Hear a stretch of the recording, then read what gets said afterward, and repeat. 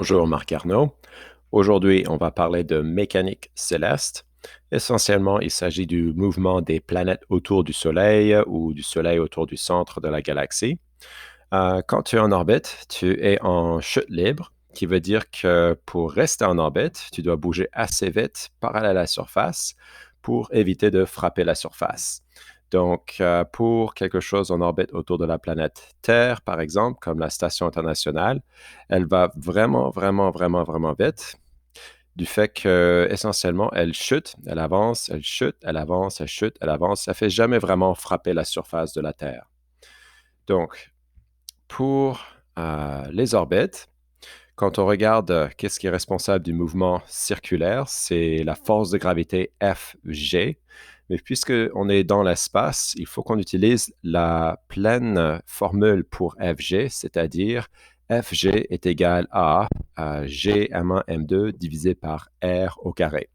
Il faut faire très attention à R parce qu'il ne s'agit pas d'un rayon, il ne s'agit pas de l'altitude non plus, il s'agit de la distance entre le centre de l'objet autour duquel on est en orbite, donc la Terre par exemple, et l'objet. Donc par exemple, pour la Terre, souvent on va exprimer les distances en altitude, mais le R, c'est la distance entre le centre de la Terre et le satellite ici. Donc, ça, c'est R et ça, c'est ton altitude. Et donc, souvent, pour faire la conversion, tu as besoin d'additionner le rayon de la Terre plus l'altitude pour avoir la distance du satellite vers le centre de la Terre.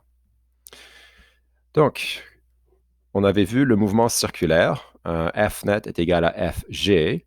Dans l'espace, ça veut dire que Fg va être Gm1 m2 divisé par R au carré. Et puisque c'est un mouvement circulaire, on peut remplacer Fnet par masse fois accélération centripète.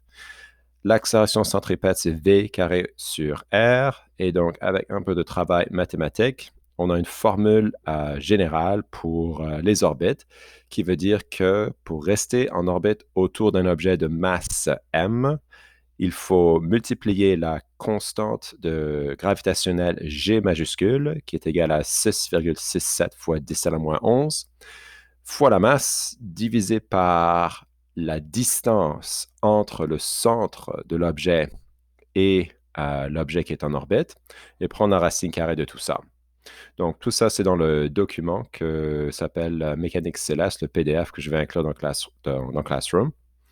Par exemple, si on veut calculer la vitesse de la Terre autour du Soleil, on aurait besoin de la masse du Soleil, la distance entre le centre du Soleil et la Terre, qui est donc le rayon de l'orbite, et la constante gravitationnelle qui ne change pas, c'est tout le temps la même chose. Si on va chercher les données, on fait le calcul.